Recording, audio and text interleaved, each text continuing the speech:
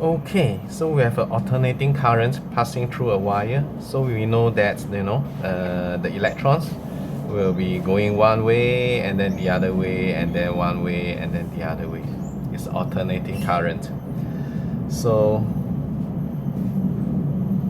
we need the graph that shows the number of charges that have crossed, say, a particular point in the wire. Let's say here, all right? So whenever the current is, let's say the current is positive now, so the charges are flowing one way, let's say towards the right. Let's say when the current is positive, it means the electrons are going towards the right. So we are getting more and more electrons passing through this section here.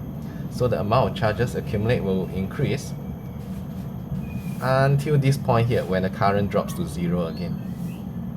Make sense? Whenever you have a current, positive currents, that means you are having electrons crossing this point in the rightward direction. In fact,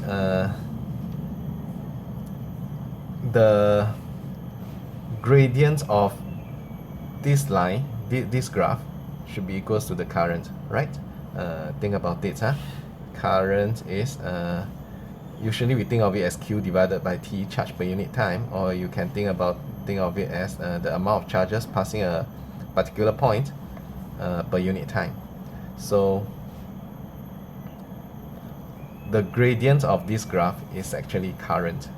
That's why the gradient of this graph is zero here, because you see current is zero here.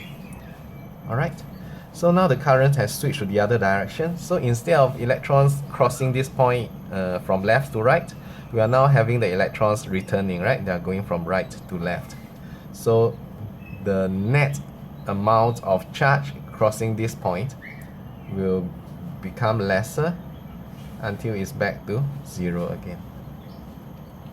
Which makes sense, huh? So in one full cycle, the net flow of charges across one point is zero, because whatever that has gone from left to right have returned from right to left. So after one period, the amount of charge that passed the point is back to zero. Okay.